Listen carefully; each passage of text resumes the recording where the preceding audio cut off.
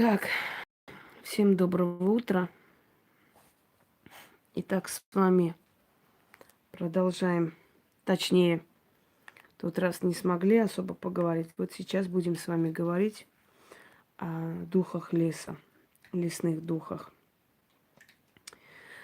Дорогие друзья, если человек останется один в городе в трудную минуту, он может погибнуть. Но я еще не знаю случаев, чтобы человек остался в лесу жить, и он погиб. Как бы там ни было, человек в любом случае в лесу выживает. Хотя, по идее, там звери, да, там опаснее находиться, чем в городах, так считается. Но почему-то люди, находясь, живя в лесу, могут выживать, могут жить много лет, не нуждаться ни в чем. Ну, по крайней мере, в еде, в тепле. Но не в городах. Дело в том, что в городах концентрация отрицательной человеческой энергии. В городах концентрация очень много, скажем, человеческой боли. Здравствуйте. Очень много человеческой жестокости. Это все идет, знаете, такую не очень хорошую энергетику создает, энергетическое поле. И фонит вот этой болью, страданиями и прочее. И в отличие от городов, лес намного чище. Еще раз доброе утро. Лес намного чище. Лес – это концентрация силы. Лес – это концентрация сил природы. И самое главное, лес – это дом духов. Мы все, вообще, все цивилизации на этой земле начинались с лесных массивов. То есть мы все с деревень, с селений, с лесов, с пещер, если уж хотите знать, да. Изначально были общинно-родовые отношения. Сначала один род, там, скажем, чертил свою границу, закрывал, как-то там обозначал. Потом один род роднился с другим для того, чтобы легче было выживать. Они потом основывали, значит, свою границу. Там были старшины, там были мужчины, которые воевали, женщины, которые обрабатывали землю. Потом, когда вот племя разрасталось, когда детей рождалось много, через несколько сотен лет племя уже свое место обозначало, значит, выбирало старшего, остальные подчинялись, были воины, которые защищали, был народ, который работал, кормил и воинов, и старшину. И таким образом постепенно мы пришли к формированию первых государств. То есть вот племя, род, разрастается это племя, обозначают свою территорию, потом это племя разрастается. Нет, я сегодня вообще не спала, я еще собираюсь поехать по делам. Когда вернусь, высплю немножко. Значит, это племя разрастается, появляется другой, там большая территория. И вот так постепенно формируется государство, вот это самые первые зачатки государства. Старшина в итоге становится царем и императором, воинская каста вокруг него становится, значит, нет, не конец эфира, это начало второго эфира. Значит, воинская каста становится придворными, то есть князья, там, боярство и так далее. То есть, ну, если уж там у нас, да, взять. И мы все пришли из лесов, из пастбищ, из природных вот этих ландшафтов. Это потом начали формироваться города, это потом начали появляться первые зачатки цивилизации, да. Но изначально мы все с вами пещерные люди, дорогие друзья. И у нас на первом месте самые такие передовые пещерные инстинкты. Это инстинкт размножения, это утолить голод, это, значит, укрыться от холода, это иметь какое-то место для жизни, спать, там, и так далее, и так далее. То есть человек, по сути, не поменялся. Если раньше бегал за мамонтами, сейчас он идет на работу. Если раньше он оседлал коня, сейчас он садится на машину. Но в любом случае суть человека не изменилась. Он точно так же стремится богатеть, он точно так же стремится подняться. Он точно так же завидует, ненавидит, как много тысячелетий назад. Он точно так же жертвует богам, только уже новой религии, например, накрывает на стол, приносит там, раздает, может быть, как бы пожертвования. Ничего не поменялось абсолютно. Любая религия, которая появляется у человека, эта религия пронизана старыми, стародавними традициями, обычаями. То же самое, просто в новом флаконе. Если это раньше называлось язычество, а сейчас это называется христианство, придет время, религии себя исчерпают, передеформируются в нечто другое. Это уже, может быть, будет называться там религия рода, племени. И вот так вот дальше, дальше, дальше.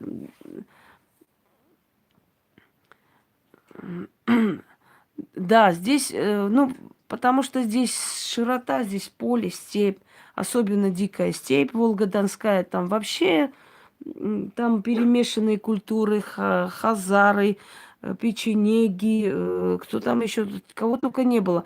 Вот представьте, хазарский каганат, здравствуйте, добрый утро.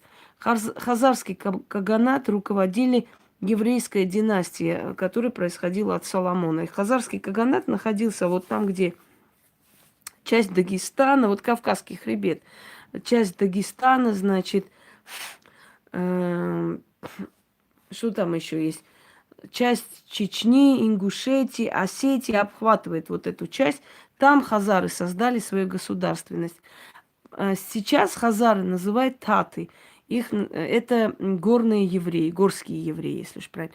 Горские евреи сейчас остались в Азербайджане. Есть немного в Армении, не очень много в Армении. Значит, и переместились в Грузию.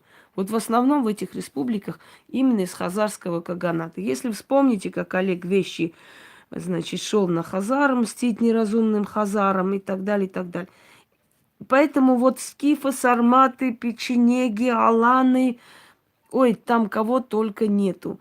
Там, когда люди говорят, бьют себя в грудь и говорят, мы русские, мне смешно, потому что там русских днем с огнем не сыскать. Там абсолютно разноплеменная, разношерстная толпа, особенно Ставропольский край, Краснодар, там вообще смесь. Так вот, что объединяет народы?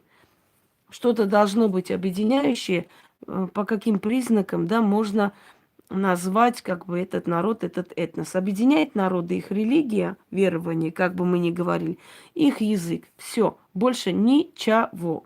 Ничего больше. Русский язык объединяет русский этнос и религия. Больше ничего, потому что у кого-то предки могут быть немцы, у кого-то предки викинги, у кого-то предки варяги, у кого-то предки евреи, у кого-то еще что-то. Но они говорят на русском языке, мыслят на русском языке, они уже обрусевшие русские. Все, этнос сформировался. То есть я пытаюсь вам объяснить, что единственное, что объединяет вообще нации, народы, это их верование и их язык. Больше ничего. А крови перемешаны давным-давно. Единственная более-менее чистая нация, я вам скажу, которая процентов на 30 осталась чистая, единственная нация, это, это Северная Осетия. 30%, скажем так, вот чистая кровь. Это осетины. Вот все остальные народности перемешались. Южная Осетия нет. Южная Осетия, значит, кудары, Северная Осетия дегорцы, насколько я помню, если я не путаю. Так, да, правильно. Кудары и кударцы, они перемешались, значит, с грузинским этносом и прочее. А вот, да, Южная Осетия, это у нас кудары, и Северная Осетия дегорцы. Но даже эта нация, они тоже между собой иногда грызутся, начинают друг друга обзывать, называть, что вот мы чистые, вы не чистые и так далее. Это у всех народов есть. Евреи вне Израиля обзывают евреев в Израиле сидящим, что они ведут какую-то вялую политику. Значит, евреи, которые в Израиле говорят евреям вне Израиля, мол, не вмешивайтесь, вы не живете на родине, и нечего вам там тут решать. Армяне вне Армении обвиняют армян в Армении в том, что у них вялая политика, они не так работают для страны, не процветает страна, привет, рано. Армяне внутри Армении говорят, что не ваше дело, мол, вы ушли отсюда или вы вообще здесь не жили, поэтому нечего тут командовать. Это у всех народов мира. Русские, которые ушли отсюда, сбежали в 17 году, у них представление о России очень романтичное. Им кажется, что здесь на улице ходят барыни, сударыни, значит, в этих кокошниках, и все там кланяются друг другу и говорят: здравствуйте, сударь, проходите, будьте любезны. У них представление о России очень романтичное, очень возвышенное и так далее. Вот. Русские, которые в России, им кажется, что русские, которые убежали в 17 году, они все дети каких-то испоганенных, испорченных, проклятых буржуев, которые погрязли, значит, в разврате и так далее. Это вечная, привечная, ну, скажем так, бесконечная проблема всех народов. Народы между собой тоже не дружны, потому что внутри каждого народа очень много перемешано кровей. Есть человек, который любит свою родину, преданный всем сердцем, всей душой. Он считает, что если его родина, скажем, в беде, то для него счастья не существует. Есть человек, который считает, что родина и так далее, это все вообще смешно, и что это вообще означает, что такое родина, какая там родина и прочее. Есть человек, который считает, что долг превыше всего перед отчизной. Есть человек, которому смешно от этих слов долг, отчизна и прочее. Понимаете? То есть хочу вам сказать, что невзирая на то, что мы себя называем там, я вот грузин, я армянин, я русский и прочее, если хорошо в наших корнях покопаться, может быть, кто-то из нас из Месопотамии, кто-то из нас из северных границ, здравствуйте, Марина, кто-то из нас еще хрен знает откуда. Так что начнем. Мы все пришли с одних источников. Мы все жители лесов, полей, рек и прочее. И когда человек жил в гармонии с природой, он был сильнее. Не случайно, когда находят черепа людей, например, да, живших там 3-4 тысячи лет назад, здравствуйте, у них все зубы есть. То есть по возрасту человеку уже за 90, но у него все зубы на месте. Как так может быть? Может быть, потому что, во-первых, экология была чище, во-вторых, ели здоровую пищу, в-третьих, от жесткой пищи зубы сильнее. Может, сейчас кто-нибудь посмеется. Жесткая пища делает зубы сильнее. Когда мы перешли на мягкую пищу, наши зубы стали слабее. Изначально, когда мы едим жесткую пищу, каши там ели, овсянку, ну что ел тогда человек? И от этой жесткой пищи у него зубы становились сильнее, корни были сильнее, натренированы. И до самой глубокой старости у них были зубы. То есть, ой. Но есть еще один секрет, дорогие друзья. Долголетие наших предков, их более счастливой жизни. Долголетие и счастливая жизнь наших предков состояла в том, что они не игнорировали мудрости древние. Например, в последнее время, скажем, в Армении, меня сейчас не интересует, почему увидели каких-то людей. Я объясняю совсем другое. Например, в последнее время в Армении участились смерти молодых людей от орехового дерева. Я говорила, что дуб, орех – это деревья-вампиры. Орех, он вообще ядовитый. Он вообще извергает яд. Не просто углекислый газ. Яд, его эти листья ядовитые. Когда умирает человек, приносят, значит, отрывают ветки орешника и ложат рядом с умершим человеком. Я раньше не понимала. А потом поняла, он разгоняет мух, разгоняет всяких насекомых. Он просто обрабатывает яд, вырабатывает, извиняюсь. Если человек ляжет спать под орешник, на следующий день он может умереть. Он может впасть в галлюцинации, в кому и так далее. Поэтому было запрещено вообще спать возле... Пожалуйста, давайте мне сейчас не будем про мистическое, мифическое. Мифическое, мистическое всех тянет. Мы сейчас не вашу мистику обсуждаем. Да, грецкий орех. Грецкий орех, когда делают, например, варенье из грецкого ореха на Кавказе, значит, в этом мочат, все, как он называется, в какой-то там, в чем-то они мочат, в общем, недели две замачивают в этой жидкости, чтобы весь яд вышел. Только после этого. А я вам не сказала, известь, да, известь. Я вам не сказала, что грецкий орех есть нельзя. Причем здесь обожаю, жаль. Жаль, не жаль, грецкий орех вполне можно есть. Нет, фундук, он не ядовитый, орех ядовитый. Значит, мочат в извести до того, пока весь яд не вылезет, пока он не почернеет прямо. Он очень вкусный, очень полезный, но без этого. В коньяк еще добавляют грецкий орех.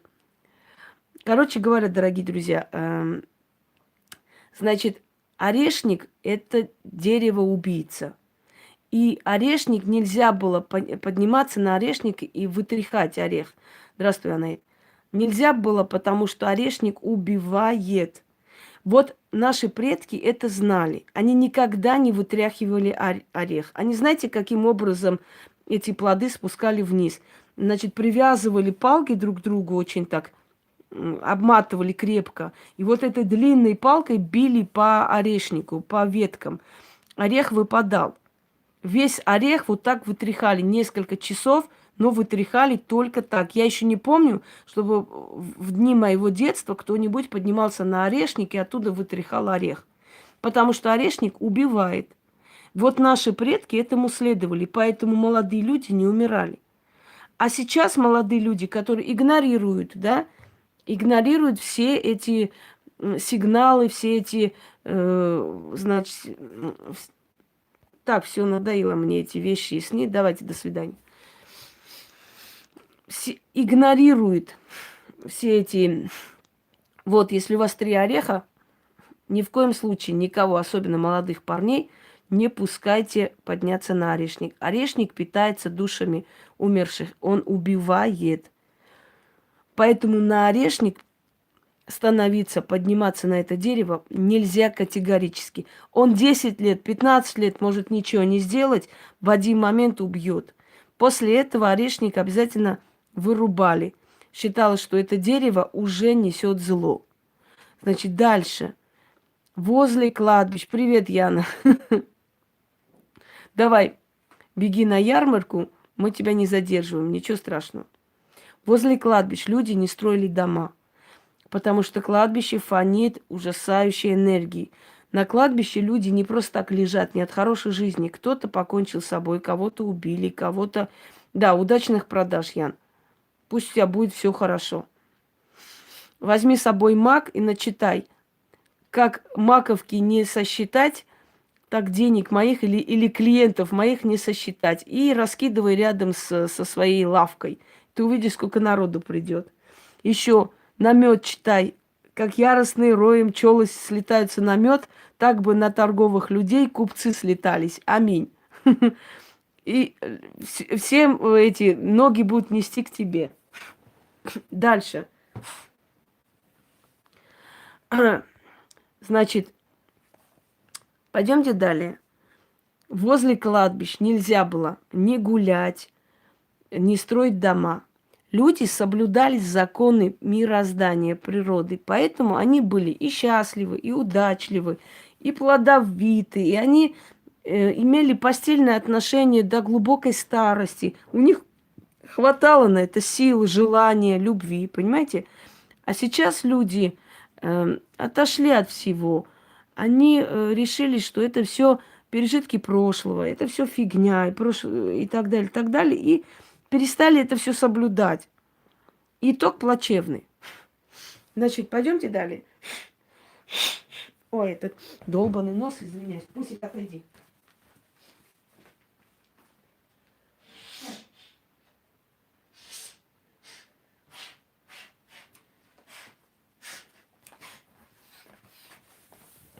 Меня тут спрашивают, я не спала?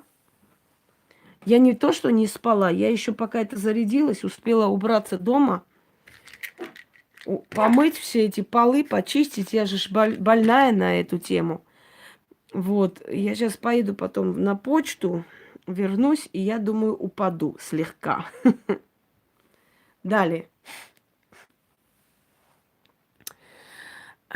У всех народов есть поверья, связанные с лесом. Лес – это кормилец. Если человек знает лес, если человек любит лес, то лес будет кормить его семью.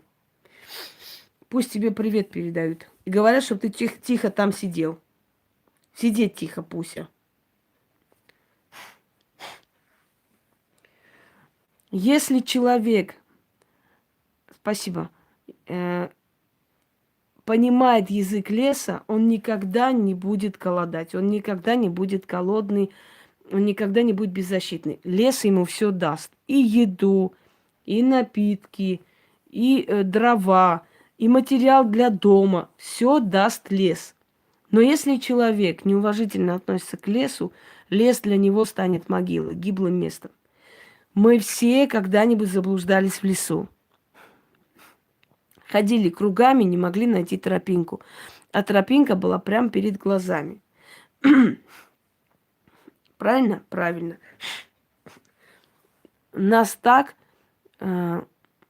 приучали к лесу, к уважению. Потому что когда ты не можешь найти тропу выйти, у тебя страх. У тебя начинается страх, у тебя такое ощущение, что деревья давят, что вот какие-то там, кто-то на тебя смотрит со всех щелей из-под деревьев и так далее. У тебя начинается внутренний страх, дискомфорт. Лес нас так учит уважать себя. Если человек в лесу останется, он будет защищен. Если человек останется в городе, большая вероятность, что его то ограбят, то убьют, то изнасилуют, то не знаю, еще что-нибудь. Понимаете? Да. Итак, лес, обитатели леса. Лесные духи – это защитники природы, это охранники природы. Кроме того, лесные духи – это те, которые дают силу человеку для того, чтобы он дальше жил. Мы не просто так едем на природу, нас не просто так тянет на природу. Мы успокаиваемся на природе, мы защищены, потому что у нас архетип, дорогие друзья. Мы возвращаемся в дом наших прародителей. Мы когда идем в парк на шашлыки, или возле речки, или возле пруда сидим, нам очень комфортно. Если мы идем в лес, такое ощущение, что нас защищают. Мы там прячемся в этом лесу. Понимаете? Мы в этом лесу чувствуем себя защищенными. Все закрыто, все вокруг деревьями там закрыто. Лес нас окружает. И как будто бы все, вот как бы сказать, все вокруг нас защищает нас и нашу жизнь. И мы себя ощущаем действительно спокойнее. Мы берем энергию леса, силу леса. И оно нам дает возможность жить дальше, творить дальше, идти дальше. Лес забирает отрицательные эмоции. Лес забирает боль. Лес забирает отчаяние. Люди иногда продают свои шикарные дома, уезжают в село и начинают жить там. Потому что они чувствуют, что там, здравствуйте, что там легче, спокойнее. Вот этот шум городов им настолько надоедает, что они в лесу ищут пристанище, в лесу ищут помощь, спасение от всего этого. Пойдемте далее.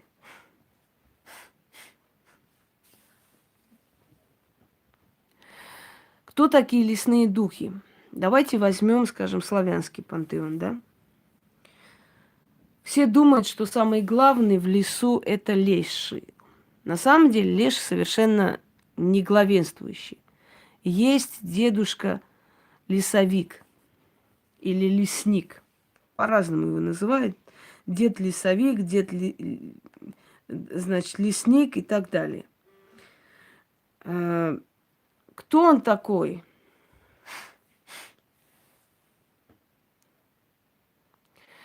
Он тот дух, который дает помощь людям, которые там заблудились. Он тот дух, здравствуйте, к которому можно обращаться, если вы боитесь нападения волков, если вы боитесь нападения медведя. Батюшке лесовику оставляли откуп, оставляли там кушанье всякое, когда, значит, шли на охоту, или когда просто шли на рыбалку или отдохнуть в лесу, чтобы он их оберегал, не давал им их в обиду, чтобы с помощью него, ну, в общем, они надеялись на его защиту и помощь, одним словом. Потому что это был тот дух, который помогал. Если людям казалось, что леший их обижает, что, например, у них в лесу там теряется корова, ну, в общем, теленок и так далее, то есть леший их забирает, да, он обижал людей. Они приходили, писали записки, оставляли батюшке лесовику, то есть этому старику. И там жаловались на лешего. Писали ему, например, просьбу, что бьем челом перед, значит, хозяином леса, там, разберись в такой-то ситуации, или помоги нам, пожалуйста, или огради нас от лешего, он нас обижает, или наш скот пропадает в лесу. И через некоторое время это прекращалось. Считалось, что дед-лесовик позвал лешего, отчитал его и разобрался в этой ситуации, что он ему запретил мешать людям спокойно жить. Вот такое происходило. Люди иногда видели, когда с одного леса на другой лес просто перебегали огромная толпа животных, как будто их кто-то гнал. И люди говорили друг другу еще в старину, мол, это один леший другому лешему в карты проигрался, платит долг. Действительно, какая-то сила просто...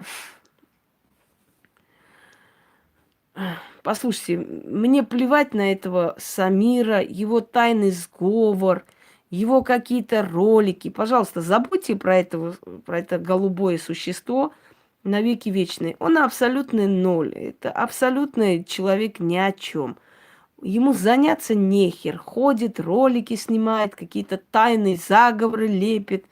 Все, забудьте. Больше, пожалуйста, мне не нужно писать про этого чмошного существа, про его тайные заговоры. Потому что у меня есть дела поважнее и темы поинтереснее, чем этот педик.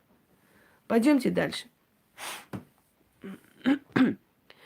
Так вот, что удивительно, что действительно какая-то сила реально этих животных гнала просто с одного леса в другой лес. И люди не понимали, что происходит, в чем дело, почему так происходит. То есть, ну как эта сила отрывает, значит, животных, да, и гонит в один лес.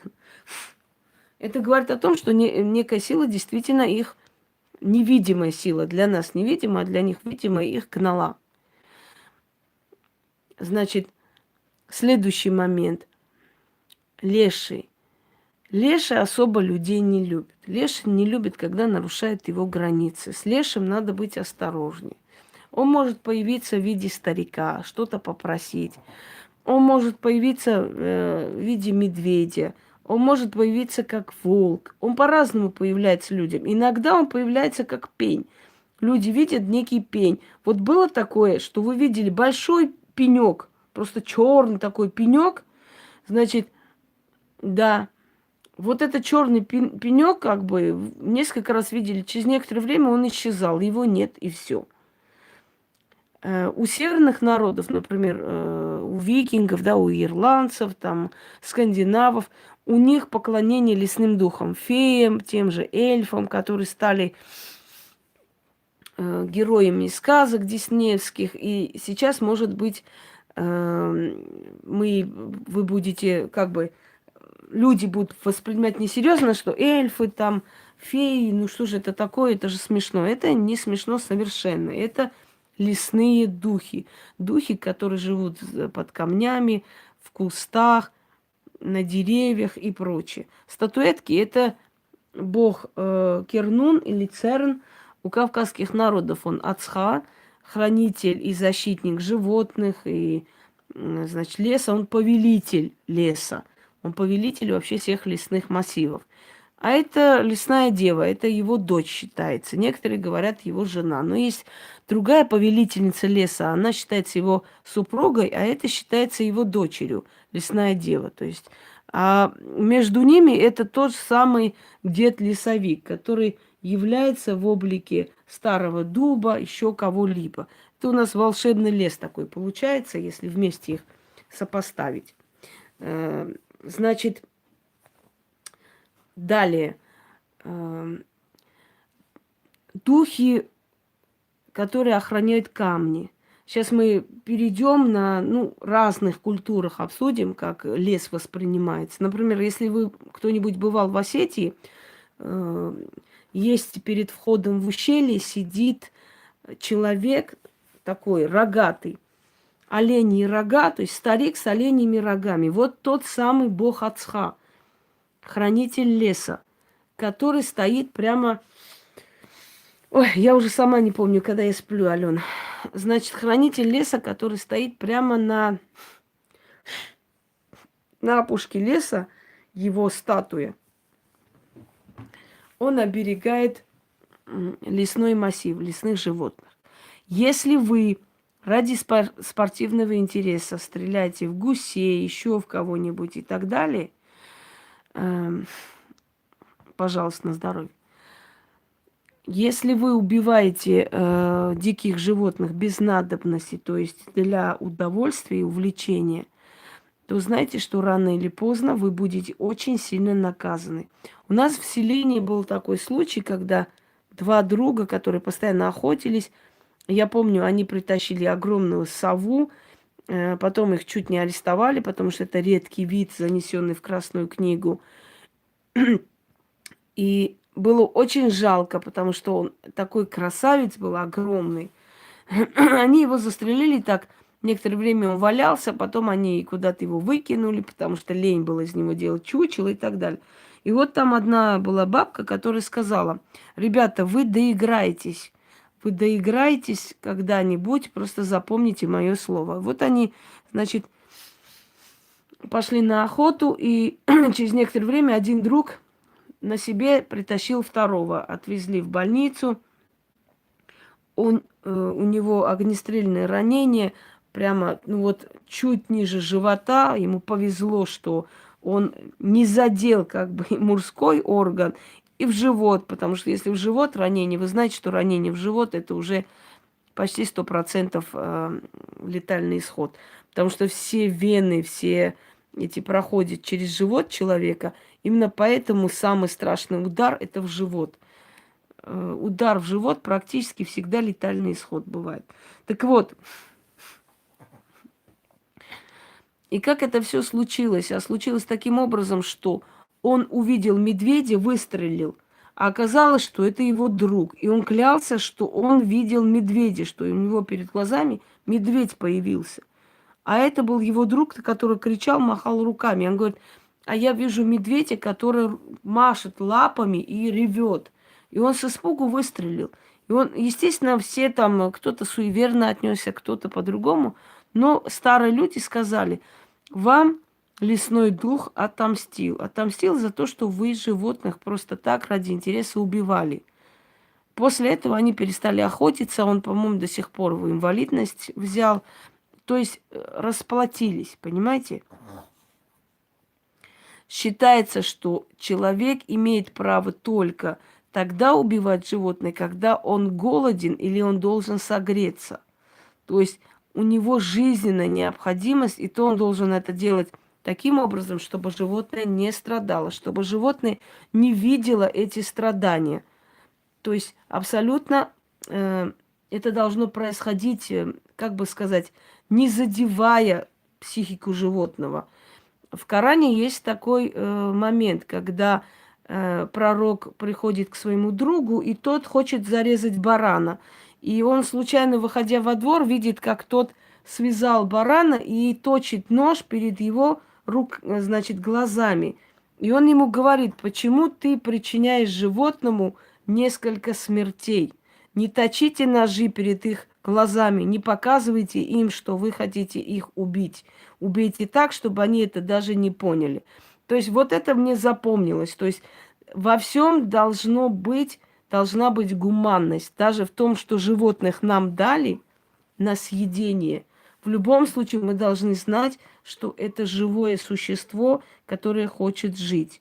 И поэтому нельзя, любым нельзя охотиться, женщинам вообще нельзя охотиться. Они дающие жизнь. Их руки убивать не должны. Они должны созидать. Спасибо большое. Так, что-то я еще хотела сказать, уже забыла. Да. Далее, значит, дед лесовик. У нас идет леший. Здравствуй, Алена. Идет леший. Следующий у нас идет леший. Он, в принципе, он не любит людей. То есть он нелюдимый. Он такой легкомысленный дух. Хотя он любит природу, он охраняет яростно, но людей он терпеть не может. В отличие от деда лесовика, который более такой, скажем так, мудрый, да, умудренный жизнью. Значит,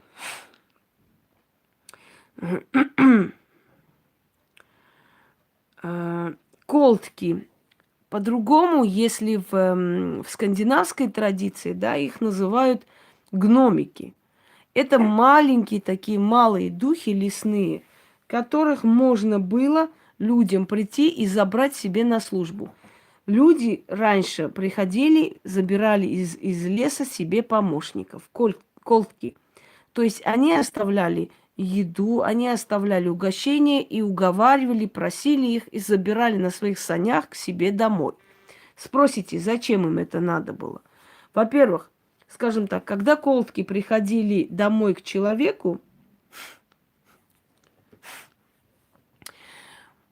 первым делом, что они делали, они почти все съедали еду. То есть у них еды становилось мало у человека. Но человек шел на такие жертвы по той простой причине, что это были работящие духи. Они помогали человеку. Если у человека были колтки или колтки, еще их называют, если эти духи обитали у человека, если он уговорил, забрал себе помощников, работников из леса, значит, свинья, которая рожала ночью, и если хозяин не видел, вы знаете, у свиньи есть особенность, так, иди сюда пусть, сейчас же. Опять эта многодетная вышла со своими хрюшками бегать тут. Господи, как достали. Иди сюда пусть.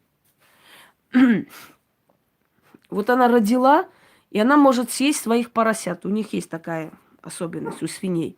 Так вот, эти духи не позволяли. То есть они следили за хозяйством. Грива у коней была причесана. Кони были холеные. Куры все были до единого живы-здоровы. Соседи не могли их украсть. Коршун их не мог забрать. Цыплята не помирали. То есть они следили за хозяйством человека. И если он смог уговорить и привести, вот про такого человека говорили, мол, колтки пришли, колтков привел, говорит, мужик из леса, и они следят за его хозяйством. Есть люди, которые, например, стараются день и ночь, да, у них, ну, ни в какую, то там эпидемия затронула, то одно, то второе. А были люди, которые знали старые древние секреты своих бабушек, они ходили в лес, они их забирали домой, у них хозяйство было такое, что просто на зависть. Но они должны были обязательно каждый вечер поставить им молоко, вино, угощение. Это было обязательно. На следующий день фрукты, овощи просто высыхали. И уже их обесточенными надо было выкинуть. И обязательно дать новые. Иначе, если они обидятся, то твое хозяйство уйдет на смарку. Вот в этом была опасность. Поэтому, прежде чем их приглашать, надо было думать. Но если пригласил, ни вор, ни мор, ни эпидемия, никто не касался твоего хозяйства и имущества. Оно вырастало до неимоверных размеров. Не зря удачливых людей всегда и во всем подозревали в колдовстве. И, может быть, где-то они были правы. Значит, Листина, Листина. Это у нас муж и жена. Старые пожилые муж и жена, которые охраняли лес. Они в основном обитали, значит, в этих, на границе между лесом и людьми. Это пожилая пара, муж был глухонемой, жена была полуслепой. В общем, вот эта вот пожилая пара, Листина, Листина. Они в основном смотрели за тем, чтобы люди не пересекали гиблые места. То есть они охраняли входы туда. Не пускали людей. Если человек шел, например, прямо к гиблому месту, да, или к болоту, болотистым местам, они начинали выкликать, они начинали, значит, запугивать, они начинали аукать, чтобы человек с этих мест убежал, испугался. И потом говорили, мол, Листина, Листина, не дали нам пройти там гиблое место, вот помогли. После этого положено было принести им, оставить откуп. Они любили яблоки, они любили сухарики, вот им приносили, оставляли благодарность. И просили впредь там охранять, например, их детей, внуков. Если люди налаживали связь с этими духами, им было очень спокойно жить возле леса. Потому что они знали, что их дети, значит, будут в сохранности, что их дети будут под защитой этих сил, да, и силы всегда будут им помогать. Есть такой случай, я помню такой случай, когда мне рассказывал старый дед такой, вот как раз про эту пару, что он, когда был еще ребенком, значит, мать сказала, там нужно было в другую деревню идти, яйца привезти еще в эти голодные годы, еще военные годы. И вот яйца бабушка там собирала тайком, надо было привезти, потому что детям есть было нечего. И вот он пошел, значит, через чащу леса. И тут появляется перед этим ребенком огромный медведь, бурый. Он говорит, я подумал, что сейчас этот медведь меня порвет. Как только, значит, с ревом и с таким вот агрессией медведь попёрся на него, сзади этого мальчика появился некто старый мужик, который криками, вот как он говорит, вот как собак разгоняет, мол, пошел отсюда, пошел, не трогай. И вот он, говорит, этими криками разогнал этого медведя, и тот в испуге убежал в лес. А я, говорит, еле перевел дыхание и бежал через этот лес, сам себя не помню. Но он видел этого старика. Другой был момент, правда, не лесной дух, но в любом случае домового, когда видел человек. Мальчик тоже во времена, ну вот, военных лет, когда еще каждый день утром выкидываете угощение, на следующий вечер ставите новый. Значит, во времена военных вот этих голодных лет, говорит, мама моя собрала такой маленький мешочек сухарей на всякий случай. Вдруг там, мало ли, голод, вообще нечего будет есть, хоть погрызем. И говорит, я болел, все пошли в поле работать, я болел, лежал. И тут смотрю, значит, такой огромный мужик волосатый достает из-под печки эти сухари и начинает кушать. И я, говорит, заплакал и сказал, дяденька, не кушай наши сухари, а то мы с голоду помрем. Он, говорит, проворчал, этот мешок обратно положил и ушел. И после этого постоянно его мать находила под дверями мешок муки раз в неделю. И он говорит, хотите верьте, хотите не верьте, но тогда людям нечего было есть. Никто бы просто не носил мешок муки нам. Ну, никто, ни у кого этого не было. Мука тогда вообще была в дефиците, там перемешанная черти с кем, там опилками и всяким-всяким тогда делали хлеб, потому что некуда было деваться. И, говорит, каждый раз, здравствуйте, Василий, раз в неделю у меня матушка находила мешок муки, чем нам пекла хлеб, и вот мы спаслись от голодной смерти. То есть его детский вот этот плач, мол, дяденька, не кушайте наш хлеб, очень сильно воздействовал на домового. И он понял, что он должен эту семью спасать. Дальше. Иди сюда, пусть. Пусть иди, пока я не разозлилась уже. Духов таких, знаете, мелких, отвечающих за такие не особо, скажем так, большие угодья в лесу. Ну, там грибники, ягодники, там синява, земляничница, там дивница, березница и так далее, и так далее. Это уже, скажем, такой, знаете, пантеон не самых таких верховных духов, поэтому их обсуждать-то и нечего. Значит, иди сюда, пусть. Кикимора. Кикимора болотная. Она с зелеными волосами, значит, с огромными большими. Не ответила, значит, не ответила. Ждите, пока отвечу, еще раз напишите. Не надо мне здесь, пожалуйста, вот эти приказания. Ответьте, я написала. Вы не министр. Написали, подождите. Я не обязана бегом бежать и вам отвечать. Не забывайте, что помощь нужна вам, а не мне ваша помощь. Поэтому будьте так любезны. Ничего страшного. Раньше неделями ночевали возле дверей ведьм для того, чтобы получить помощь. Вам же ночевать не надо, вам всего-то надо еще несколько раз написать. Значит так. Некоторые говорят, что Кикимора – это жена, значит, домового.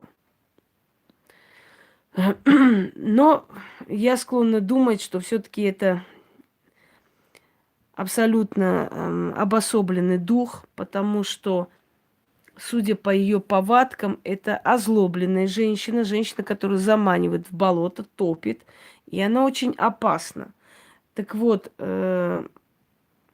скажем так,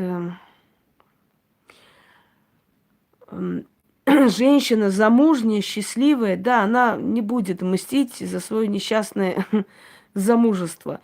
Это все-таки наводит на мысль, что эта женщина по имени Кикимора все-таки она не совсем счастливая, раз уж она занимается такой фигней. Кикимора в основном отвечает за болотистую местность, за местность, где собирается, скажем так, всякая всячина, это гиблые места, это места встречи темных сил и так далее. То есть она хранитель этих мест. Но в то же самое время Кикимора может прийти и домой. Кикимора может с банщиком сойтись. У них бывают такие союзы банщиком. Пока не забыла, давайте про банщика поговорим. Упаси вас, Боже, идти в баню ночью. Ночная баня всегда заканчивается смертью. Очень много случаев на Руси, где люди угорали и задыхались в бане ночью. Именно потому, что банщик не любит, чтобы люди ходили туда по ночам париться и так далее. Ночью он никому не позволяет. То есть вот как сумерки начались, в баню ходить нечего. Эти поверья знали на Руси, поэтому старались купаться быстрее, пока солнце не село, и выйти. Если во время купания женщина почувствовала, что кто-то схватил ее за ягодицы так нежненько, да, такой волевой рукой, ну, девушка, это значит, что в этом году ей суждено выйти замуж. То есть банщик приценивается, он смотрит, хороша ли девка, выдать ее замуж. То есть вот эти вот хватания, да, сзади, это говорит о том, что иногда люди, когда купаются, им кажется, что они на что-то наткнулись случайно, да, и вот, мол, вот наткнулись, и вот что-то там почувствовали. Это банщик за задницу хватает. В бане снимаются очень сильные порчи. В бане снимается онкология, в бане снимается болезнь, значит, крапивница, в бане снимаются болезни кожи, в бане оставляется смертная порча. Если смертная порча оставляется в баню нельзя заходить целую неделю. Надо вокруг бани, значит, чертить круг 7 раз, оставить баню, никому не позволять 7 дней там купаться. Баня будет убирать смертную порчу.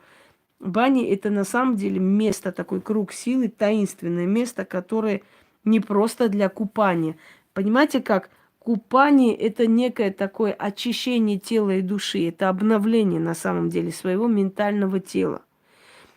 Поэтому люди, которые не любят купаться, люди, которые грязнули по жизни, вот испробованы это, люди, которые не купаются, не следят за своим туалетом, да, за своей интимной жизнью, они в жизни тоже грязные люди. Они в жизни тоже сплетники, у них и в душе непорядок. То есть, поэтому баня – это некая очищающая такая субстанция, которая обновляет тело и душу. Значит, дальше.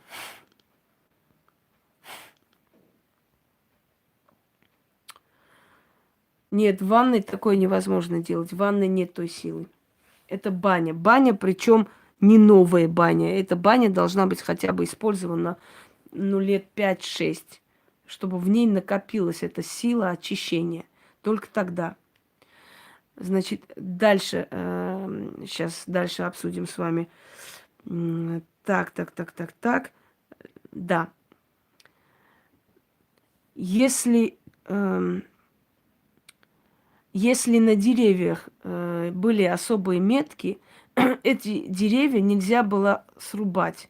И все лесничие, то есть все эти лесовики, все эти мужики, которые занимались лесом, они это знали. В лесах бывает много смертельных случаев, когда дерево валится прямо на голову людей и так далее. Да, не рассчитали, неправильно там срезали, не в ту сторону. Почему это происходит? Потому что люди разучились читать метки, разучились смотреть под ноги, разучились понимать духов.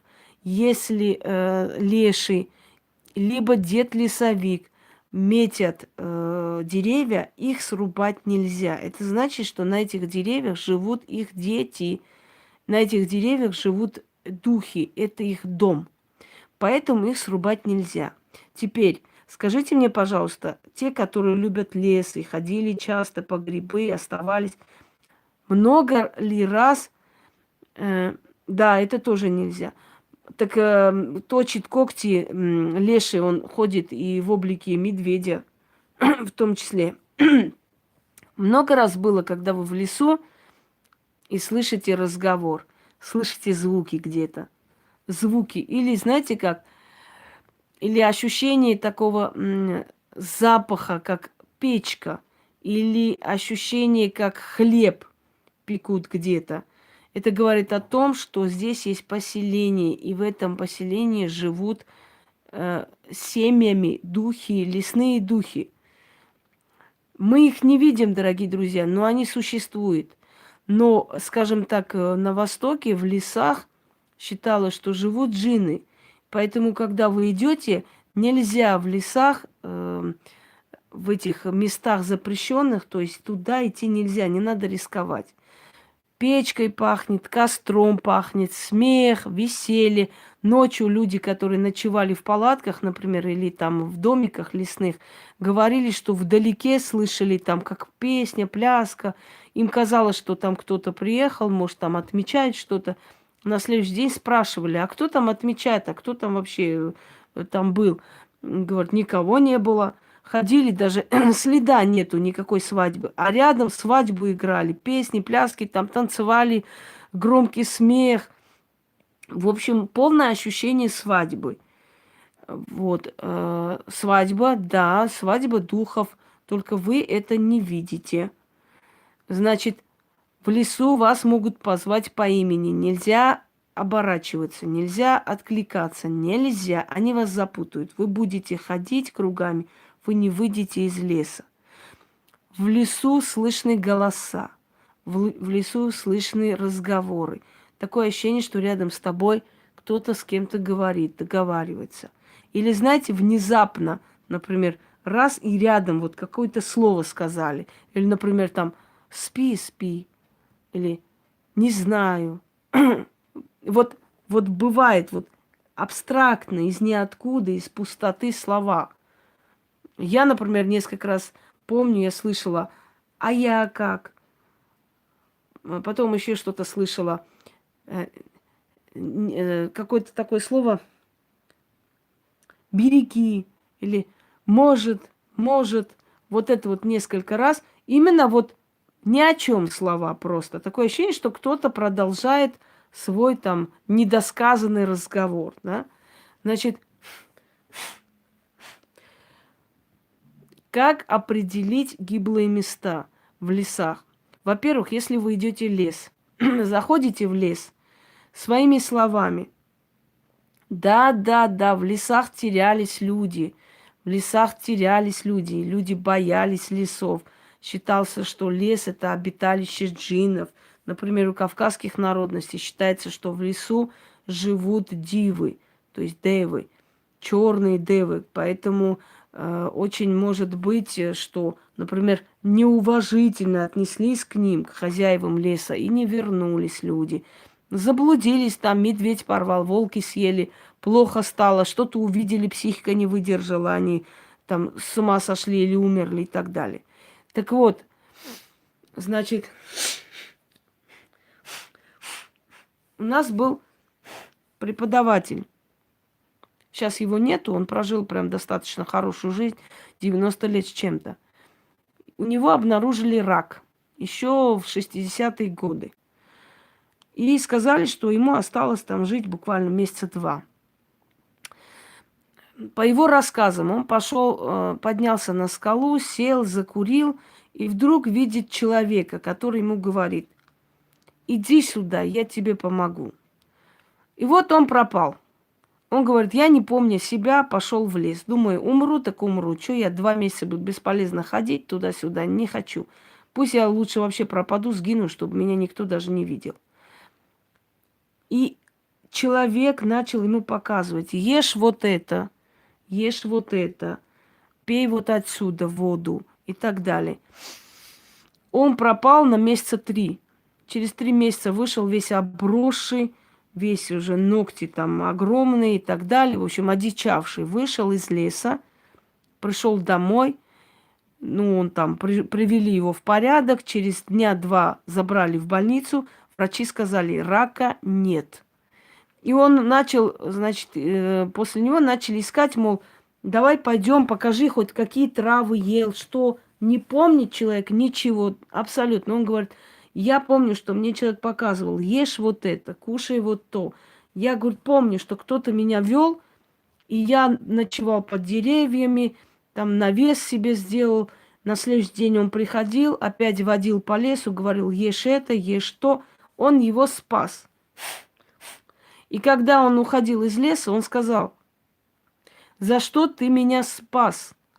Он говорит: потому что твой дед когда-то спас меня. Значит, это был некий дух, некая сила. Почему я говорю вам, дорогие друзья, сделайте побольше добра.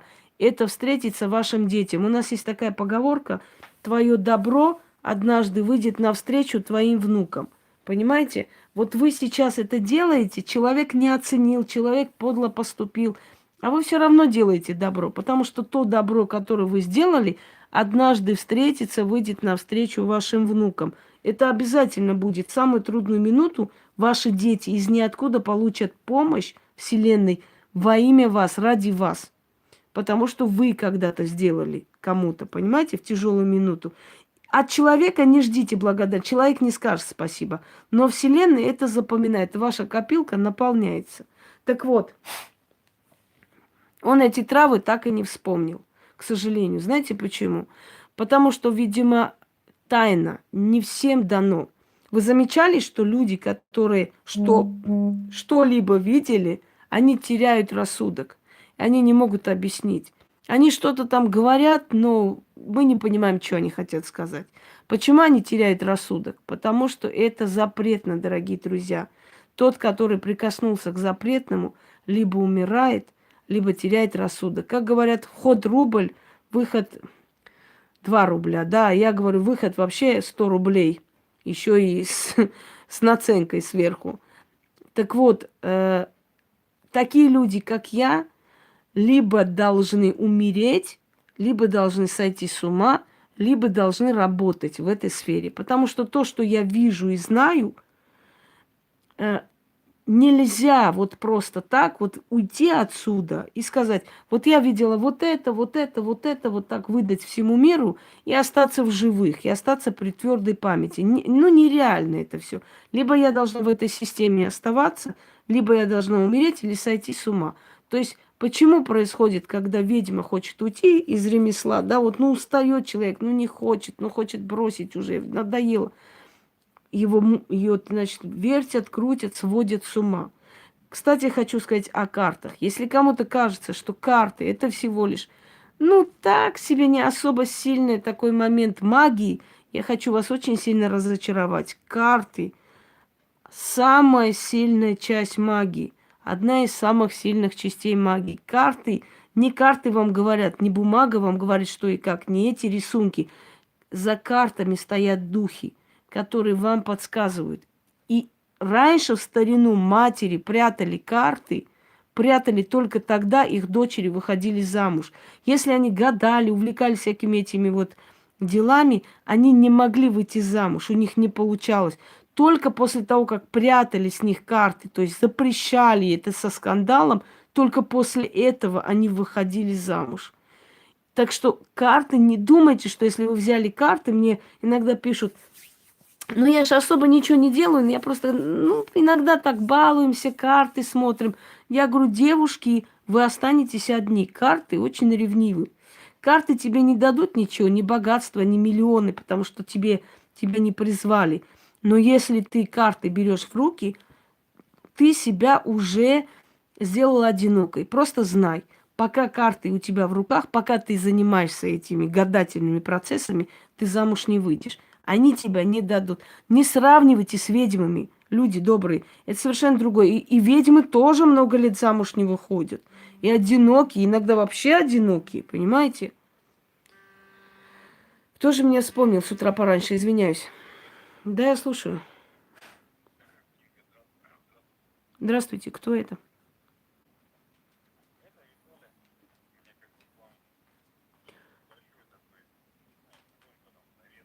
Очень приятно. Будьте добры, напишите мне, пожалуйста, на Viber или WhatsApp. Все, давайте. Пусть уйди, марш отсюда. Если уже замужем не берет карты, значит, скоро разведется. Ну, хотите верьте, хотите считайте, что я вас запугиваю. Мне абсолютно параллельно. Я сказала, как есть. Понимаете?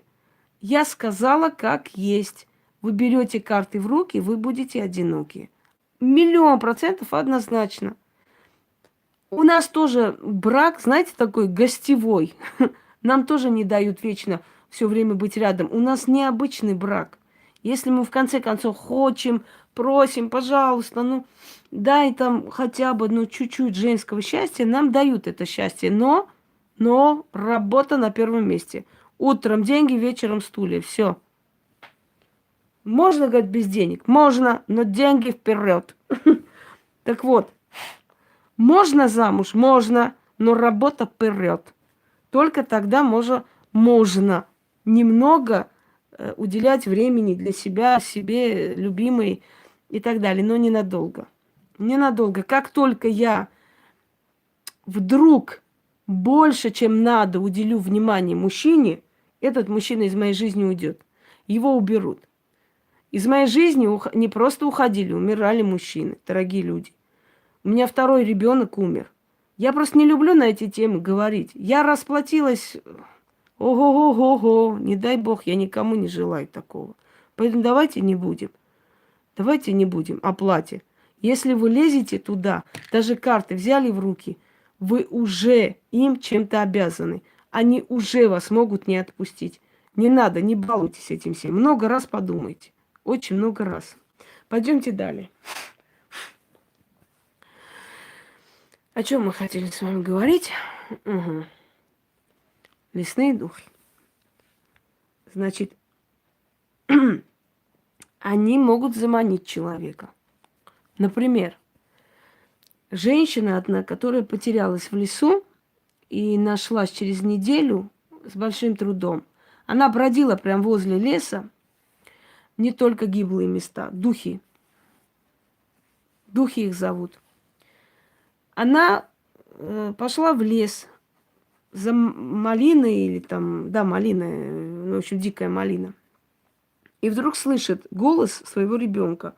Мам, я здесь. Она говорит, я повернулась, и я начала его ругать. Почему ты пришел без моего ведома? Кто тебе разрешал? Где твоя тетя? Вот она оставила у сестры. И он, этот опять. Мам, я здесь. Она начала ходить, ну, идти на голос. Ну ты где? Почему ты прячешься? Выходи. Мам, я здесь. И она, говорит, постоянно повторяет. И когда я, говорит, значит, иду, и уже вышла на такую поляну, где никого нету, и огромное такое пустое пространство, и там сказали, мам, я здесь. У меня, говорит, волосы стали дыбом просто. Я оглянулась, смотрю, никого нет, но этот голос звучит. И я все бросила, начала бежать обратно. И вот она целую неделю, она ничего не помнит. Ей было плохо. Она, значит, ну, практически ничего не понимает. И когда повели ее к врачу, сказали, что с этой женщиной происходили какие-то насильственные действия, потому что она вся расцарапанная. То есть изнасилована эта женщина. Ощущение, что мужчина с ней спал. Но она ничего не помнит. Так вот, что это означает? Это означает, что Леша себе любовницу находит. Вот таким вот образом. Она была вполне красивой женщина, вся в соку. Вот, он ее забрал туда. И вот эти все синяки, вот эти все, значит, спасибо, вот эти все там, ну, не буду я вам объяснять, в общем, как после связи с мужчиной. Это все у нее на теле. Она ничего не помнит. Но она помнит, что она очнулась возле леса и увидела, что толпа народу, значит, выкликает и ищет ее. Ее нашли. Не выбрасывайте карты, лучше их сжечь. Карты лучше сжечь, не выбрасывать, не оставлять нигде, потому что они могут обидеться. Все, что вы не понимаете, не знаете, отдавайте огню. Огонь – очищающая стихия. Свои фотографии порванные, например, или такие, которые вы не хотите там у себя хранить, сожгите. Я когда с людьми работаю, остается у меня там остаток фотографий, да, например, уже нет нужды, все нормально, там все дальше продолжать не надо. Если надо будет, еще раз печатаю. Я эти фотографии просто сжигаю. Я никогда их не выкидываю в мусорку или там скомкать, выкинуть. Нельзя. Нельзя этого делать. Постарайтесь не выкидывать вещи своих детей. Сожгите. И раньше, когда выносили, например, старые вещи сжигали, я думала, ну что, целый костер, можно же куда-нибудь выкинуть и все.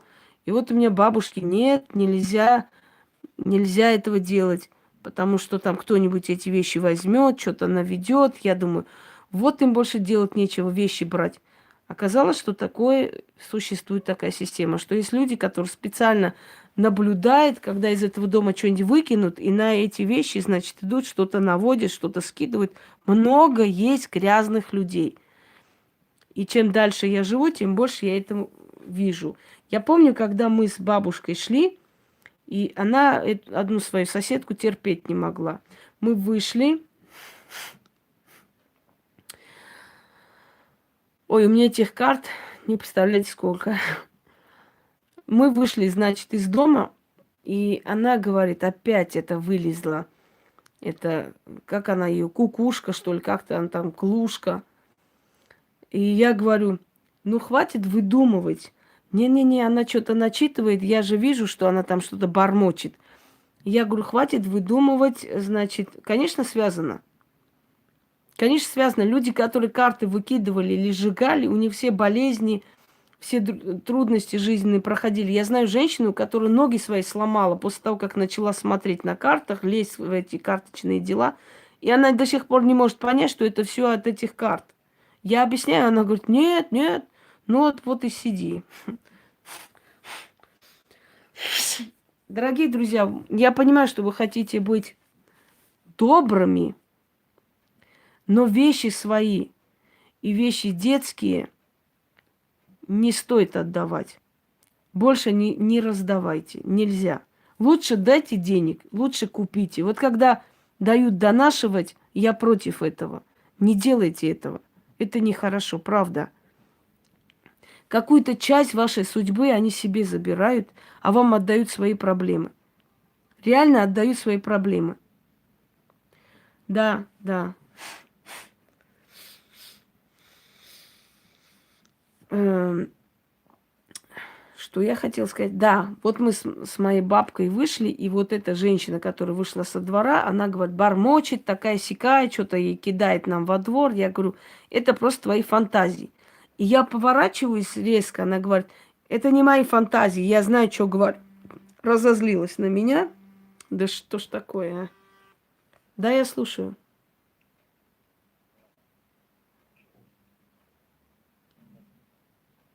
Ну, не умеете, если WhatsApp. Я почту не буду специально заходить, чтобы читать ваше письмо.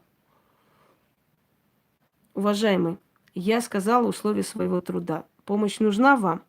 Ищите выход. Вот. Почему-то люди хотят, чтобы все было легко и просто, честное слово, чтобы я сидела с ними часами, разговаривала, чтобы я заходила на почту, специально читала, потому что они не знают, как на WhatsApp написать. То есть я должна жертвовать своим временем. А вы понимаете, что сила помогает тому человеку, который готов преодолевать трудности. Если человек не готов преодолевать трудности, если человек не хочет никак ничем жертвовать, духи ему помогать не будут. Не отдавайте, не стоит. Лучше дайте денег, не отдавайте. Это не из-за жадности. Лучше их сжечь, эти вещи, но никому не отдавать.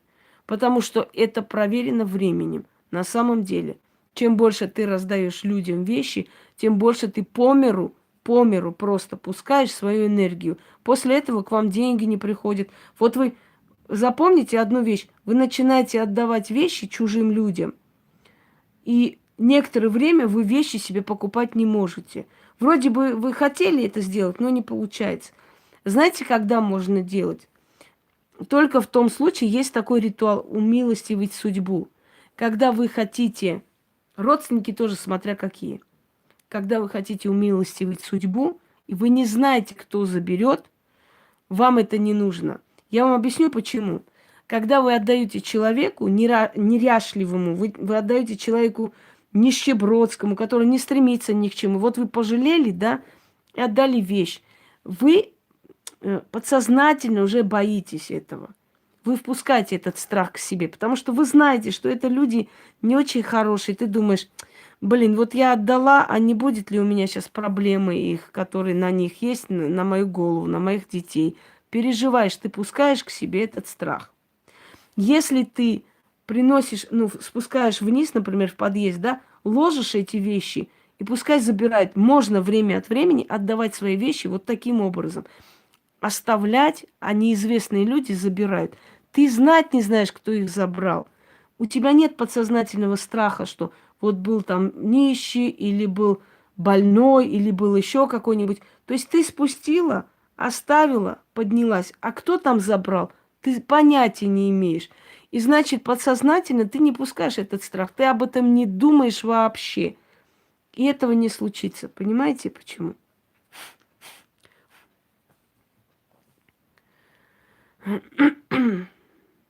Нет, не надо. Может быть, для кого-то, кому-то кажется, что карты Таро это всего лишь карты, это не самая сильная часть магии, это не так уж страшно, и на самом деле это очень опасно. И это опасно. Так вот, и я поворачиваюсь, когда никак не довершу. Бабка моя сказала, вот пробормотала, пошла. И я вот как-то так обернулась нечаянно. Я смотрю, она ногой переворачивает камень нам вслед и что-то говорит. И вот в тот день у нас автобус чуть не попал в аварию. Значит, этих отары гнали, баранов. И автобус врезался, и там 7 штук или 7-8, в общем, бедные погибли, эти бараны.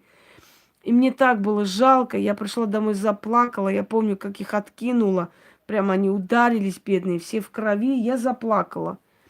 Мне было лет 6, и ночью мне снится старик. Он приходит весь такой, значит, в белом, подходит ко мне и говорит, ну что ж ты плачешь? Почему ты плачешь? Не надо плакать. Если бы не те бараны, значит, вы бы погибли. Понимаешь, что они собой пожертвовали для того, чтобы вы жили.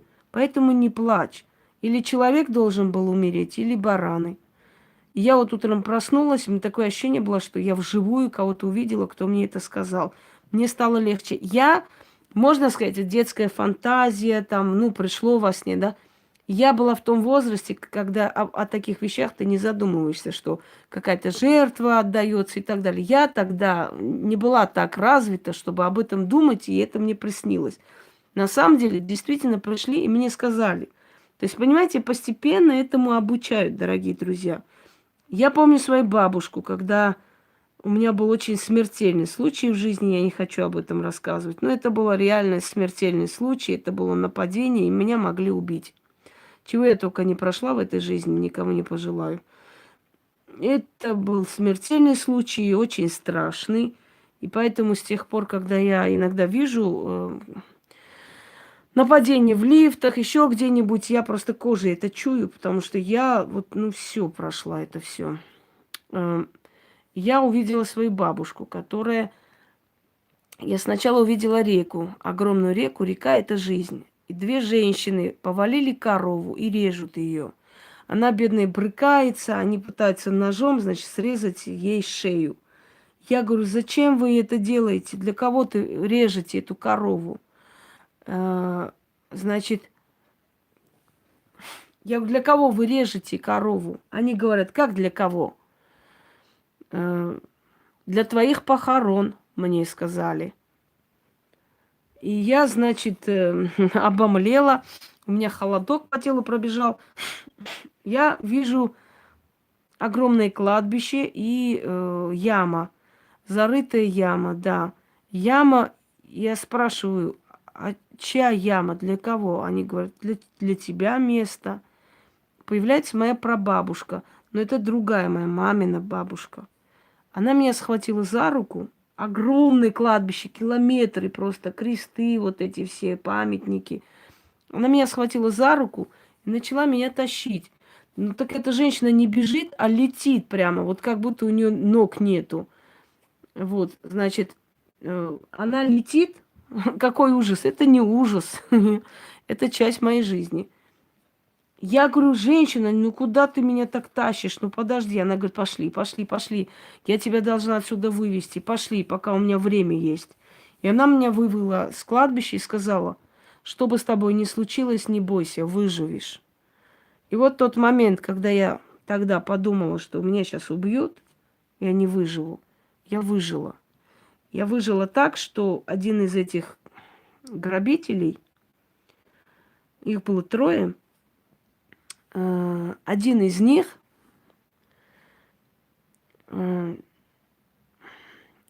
понимаете как, когда я просто кое-что произнесла, один из них повернулся, схватил нож из его руки прям, и мне сказал, так, девочка, давай за мою спину спрячься. У них глаза были уже налиты кровью, они бы меня убили 1000000%, потому что им свидетели не нужны. Видите, я с вами делюсь самым сокровенным, потому что я просто человек такой открытый. И он схватил нож, я не ожидала. Я от этого человека не ожидала, и фамилия у него Гайло, я потом узнала, он молдаванин. Дальше не буду говорить. Он схватил нож с их руки, выхватил. Меня вот так вот рукой за свою спину встал ножом и говорит, ну, сука, прирежу любого. Они, значит, у них глаза такие, ты чё? Он говорит, я сказал. Я не знаю, почему он решил меня защитить. Некая сила все-таки его заставила. И этот человек меня за руку схватил и говорит, пошли. Значит, он постоянно поворачивался, меня толкал вперед, он поворачивался этим ножом. Они стояли, ждали, обалдевшие, глаза широкие, не могли понять, почему. Что я потом узнала, кто они, что, но это потом. Они не могли понять, что с ним происходит. Он с ума сошел, что ли, или рехнулся он. Вот. И он, значит, говорит, не бойся. И он поворачивается этим ножом туда, ну вот, угрожающей позе, мол, не подходите. И он начал меня значит, вести босиком. Я потеряла туфли, я босиком, бегом побежала. Он сказал, я пока возле подъезда стою, быстро поднимайся, закройся. Я сейчас разберусь. Я потом этого человека нашла, конечно, поблагодарила. И он сказал, я не знаю, что со мной случилось, но перед моими глазами я увидела твое лицо, как будто ты моя дочь. То есть я увидела у тебя лицо моей дочери. И я, говорит, прям с ума сошел. У меня кровь ударила в голову. Я понял, что я должен тебя спасти. Да. Так что, вот, вспомнила неприятный случай. Ладно. Ничего страшного. Много лет прошло уже. Можно и забыть. Можно и забыть. Мне было 27 лет. Когда вот эти вот ублюдские существа вот это все творят, дорогие люди, они не понимают, с какой силой имеют дело. Я такой ад прошла на этом пути. Такое, что вот эти все шавки, их ролики, их эта вся херня, она настолько смешно для меня, дорогие люди. Это очень смешно.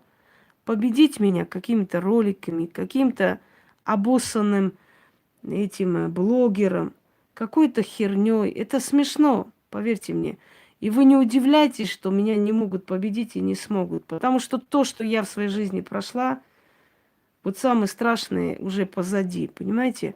Вот это все уже детский сад. Ну, это детсад вообще, это уже смешно. Тут даже думать не о чем. Тут не о чем думать вообще. Вообще не о чем. Мы пошли о лесных духах. Я жила на севере некоторое время. Там встретила одну из своих наставниц. Она потом ослепла, мне сказали. Она мне передала свои тетради. Она меня просто оттуда выгнала, вытолкала, сказала, поезжай домой. Она чувствовала, что она умрет. Ее снохи хотели меня прибить. Они хотели эти все тетради, все забрать. Она мне отдала.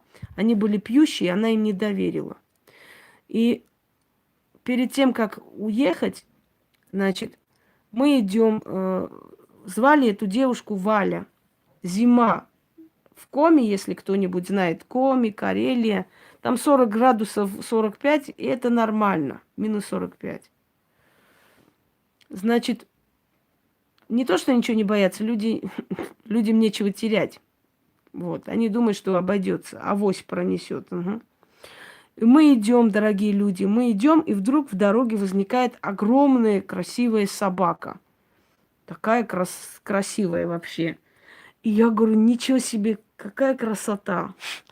Собака, значит, встает, поворачивает голову и смотрит на меня. И тут Валя говорит, ты чё, дура? Это же волк. Это волк. И мы вот стоим, волк смотрит на нас, никого нету. Во-первых, начнем с того, что волки одни не ходят. Они заманивают собак, а там прячется кто? Стая. Всегда. Особенно в эти зимние времена для них человека порвать, здравствуй, Яна, собаку порвать абсолютно ничего не стоит труда. Он подошел. Я же говорю, что ведьмы не боятся абсолютно, не боятся животных вообще, самых диких даже. Он подошел. Это хочет сорваться, убежать. Я ей говорю, стой, ты что, ненормальная? Ты как только побежишь, он сразу за тобой погонит. Ну куда ты побежишь? 3 метра он тебя завалит, а там до ближайшей калитки хрен знает сколько. И я говорю, я начала ему говорить. Значит, да, было такое. Я ему говорю, я знаю, что ты голодный. Пожалуйста, нас не трогай. Тебе сегодня дадут пропитание. Только нас не трогай. Она говорит, ты ненормально, ты с волками разговариваешь. Ты что говоришь? Ты его злишь. Я говорю, я не злю его. Он на нас смотрел, как на добычу. Я просто ему сказала, Пожалуйста, не трогай нас, тебе обязательно дадут пропитание. Я знаю, что ты голодный. Он повернулся и ушел. И я уверена, что этому волку дали это пропитание, понимаете? Ну, очень огромные силы по ту сторону, огромные, огромные. Вы даже не представляете, какие. И я когда говорю, что я благодарна этим силам, всей душой и сердцем, я не знаю, понимаете ли вы меня или нет. Потому что я это чувствую, я чувствую их защиту, помощь. Вот постепенно друг за другом они мне в жизни дают то одно, то второе, то третье. Они решают мои проблемы, вот продвигают меня вперед, вперед. Ну как не быть благодарным, если ты от людей не получаешь этого тепла, но ты получаешь от этих сил. Вы знаете, нам в детстве что говорят, как правило, да? Ну, ты сытая, там, тебя никто не бьет, тебя никто ничего не говорит, ты кушаешь, спишь, у тебя есть одежда, все есть. Но единственное, чего нету у нас, мы недолюбленные, вот в чем дело. И нам все время вроде бы говорят, что ну вроде же все хорошо, никто ж тебя не обижает. Недолюбленные мы, потому что мы в этом мире чужие. Мы приходим в этот мир, чтобы вам оставить эту информацию. Оставить и уйти. Но от людей мы тепла не получаем ни от кого. Абсолютно. Ни от родных, ни от близких. Да, уважение есть, хорошие отношения. Я не говорю, что нет. Но такого мы не получаем, вот такой любви, которая нужна женщине, вообще земной женщине. Мы все равно не получим, дорогие люди. Те, которые занимаются магией, вот как хотите, там плачьте, переживайте, я не знаю, что, вы все равно будете недолюблены всю свою жизнь. Вы всегда будете одиноки. Вам не на кого больше полагаться, кроме самих себя.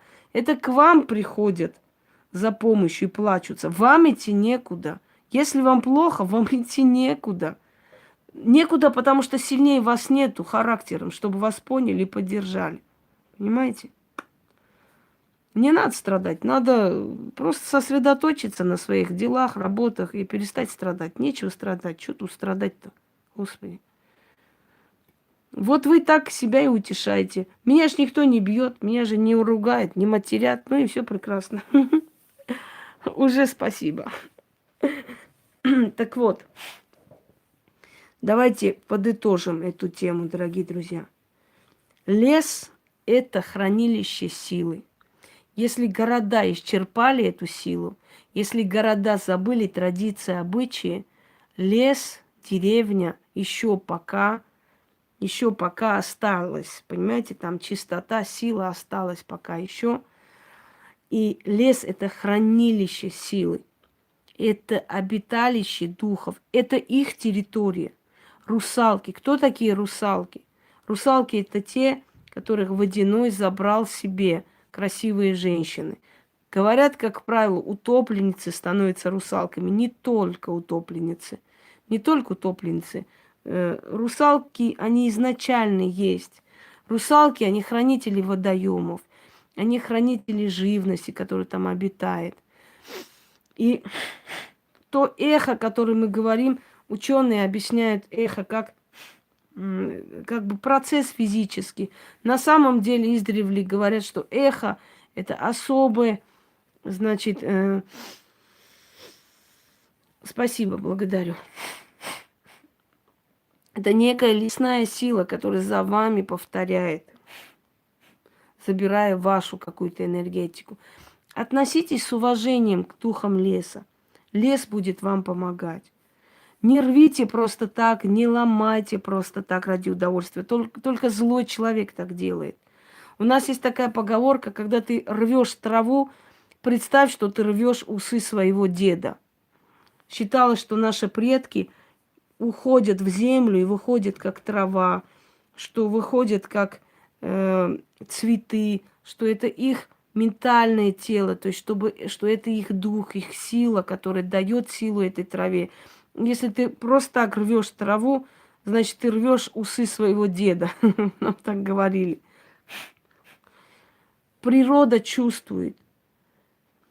э, немецкие ученые провели такой эксперимент. Они посадили, то есть поставили растения в двух комнатах.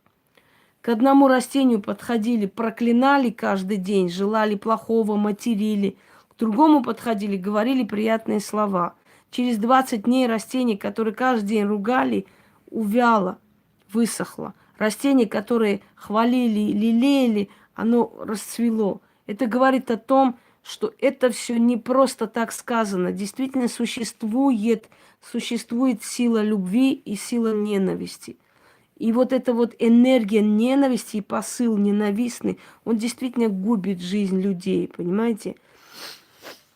Если мы хотим, чтобы мир духов нас любил и помогал, мы тоже должны любить и уважать этот мир духов. Мы не должны топтать эту траву, мы не должны убивать животное просто потому, что мы хотим развлекаться. Мы не должны позволять своему ребенку, например, разрушать гнездо жаворонка, потому что он еще не понимает, он еще ребенок. Но он может разрушить, он может ради интереса, да, или лисенка поймать и помучить. Мы должны любить природу, и она будет любить нас. Уважайте природу. Когда вы приходите в лес, своими словами попросите, говорите: хозяева леса, я пришел к вам с миром. Пожалуйста, примите меня с миром, не наказывайте, оберегайте, оберегайте от всяких опасностей. Я пришел с уважением в ваш дом. Это ваш дом, а я ваш гость. Своими словами говорите это. Идите в лес, и вы увидите, что в лесу вас никто не тронет, что даже ночью и волки пройдут мимо, и медведи пройдут мимо. Будут вас охранять духи леса. Не засоряйте, как свиньи. Идут там эти пластиковые бутылки, кидают грязь. Но вы поели, возьмите за собой, соберите этот пакет, киньте в машину и выкиньте где-нибудь, потому что для природы это губительно, понимаете? Это губительно. Пластмасса, она разлагается веками. Это отходы, это медвежата там бегают, они могут этот полиэтиленовый пакет проглотить, например, и умереть. Все что угодно. Просто будьте людьми, не вмешивайтесь в природу, и природа не будет вам за это мстить. Мы уже разрубили, что возможно, мы уже обездолили, мы уже уничтожили очень много видов животных. Очень много видов животных и птиц. Если мы так дальше будем делать, просто мир будет от нас избавляться. Никто не задумывался, почему столько авиакатастроф, почему столько вообще катастроф, войн, потому что Вселенная избавляется от человека. Человек надоел ему. У человека в башке только деньги, деньги. Помидоры выращивают, туда шприцами что-нибудь выливает, то, что вызывает рак потом. И человек не задумывается, что же я делаю, что же я, сука, творю. Ведь человек ест это, ест год, два, три, потом у него начинаются внутренние всякие ожоги. А ведь это может быть молодой человек, может быть женщина, мать детей, которая получит онкологию и умрет. Что ж я делаю? Он туда шприцует вот эту вот селитру, продает людям, да, а потом удивляется, почему у меня такая несчастная жизнь, что я такое сделал, почему? Да потому что ты распространяешь смерть, и ты смерть получаешь. Смотришь цыганские свадьбы, пляшут, суки, там килограммов золота, корону из золота, на чьих костях и крови вы это золото надеваете себе, вот это все. Я буду ругаться, если я считаю нужным. Мне не нужно давать советы, хорошо? Я в ваших советах не нуждаюсь абсолютно. Надо будет, ругаюсь. Не надо, не ругаюсь. Это я решаю. Килограммы золота надевает на руку. Соплячки, которые там 14 лет замуж выдают, пляшут, танцуют, радостно. На чьих костях это делаете? Ведь мальчик, который единственный у матери ребенок, он уносит все из дома. Вы знаете, что такое умирающий от наркомании ребенок?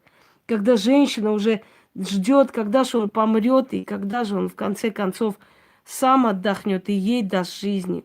Потому что это омерзительно больно. Потом она воет, потом она винит себя, что не смогла спасти.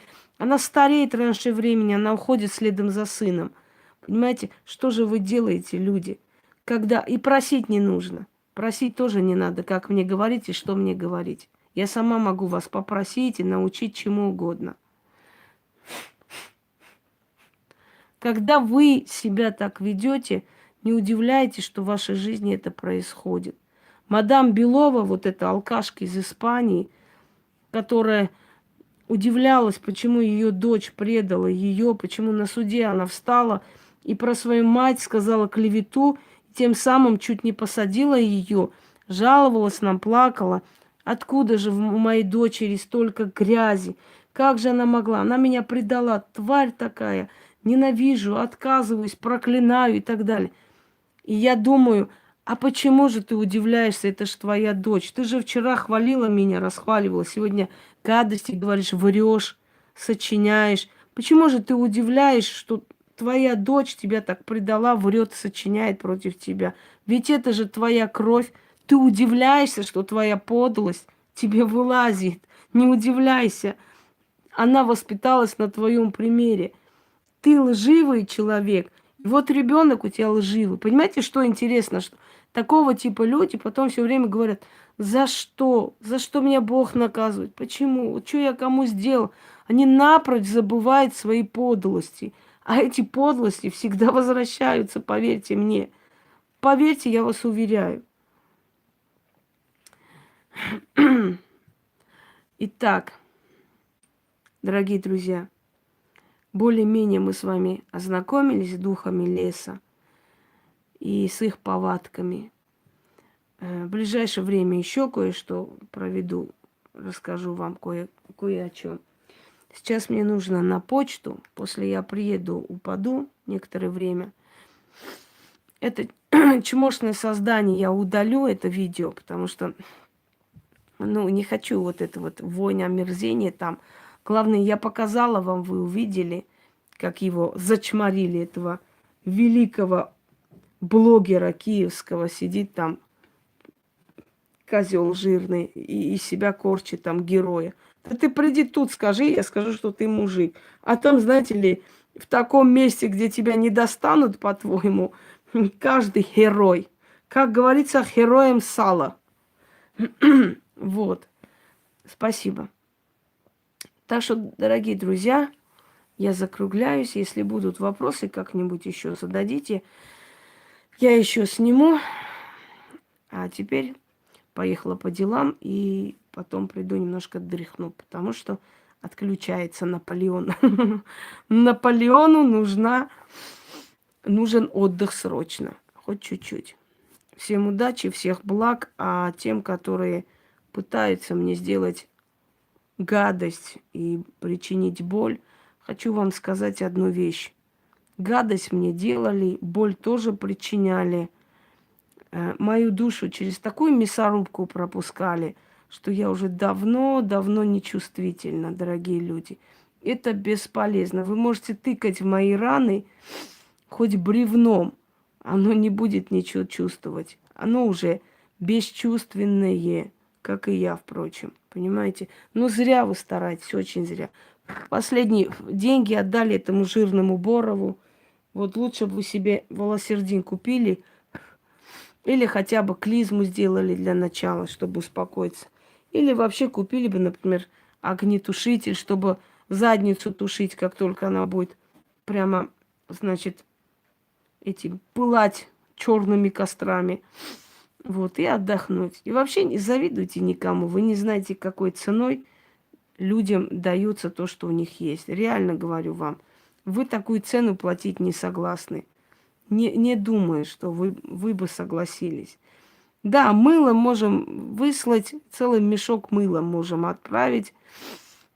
Я думаю, что пригодится. Ну и веревка тоже, между прочим. Но бесполезно со мной бороться. Поймите раз и навсегда. Бесполезно. Вот ей-богу бесполезно. Ну, жалко мне вас. Очень жалко, потому что вы очень жалко выглядите. Это все равно, как, знаете, шавки кидаются на слона. Хоть как-нибудь укусить или там хоть что, хоть привлечь внимание в свою сторону. Если уже этот общеизвестный чмошный блогер решил мне позвонить, ого-го, значит, припекло в одном месте, ей-богу. Это ж как у них припекло, что они собрали всем колхозам, скинулись, чтобы мне позвонили. Но позвонили, деньги-то ваши ушли вообще тю-тю в никуда, потому что вы же ничего не добились. Ну, послали его нахер, захер, сказали, куда засунуть алмаз, и все. И ваши деньги тю-тю. И что вы там мне сделали, я не знаю. 3 дня выводили меня на эмоции, но не вывели, понимаете? Не вывели ни хрена. Просто нахер послали, выключили телефон. И все на этом. Я вообще не понимаю людей, которые сидят с этими чмошниками, да, и вот лялякают, там как-то записки дали бабке одной, которая там, ты чё, блин, ты это, блин, полчаса эта бабка, да ты выключи телефон и все тут. Чё ты с этим идиотом? Просто не о чем говорить. Не тратьте свои деньги и время зря. Бесполезно. Мне чихать, что вы там мне приписываете. И алкашка я, и наркоманка я, и все у нас в семье наркоманы, алкаши, и все там бедные, несчастные. Абсолютно начихать людям на все это, поймите. Вообще пофигу. Понимаете? Потому что человек делает вывод не потому, что вы говорите, а потому, что он видит. Что он видит. Ты можешь говорить что угодно. Он заходит, видит другое, понимаешь? Поэтому для него вообще начихать и параллельно. Что ты там скажешь? Хоть скажи, что у меня рога на башке. Без разницы. Мне от этого не жарко и не холодно.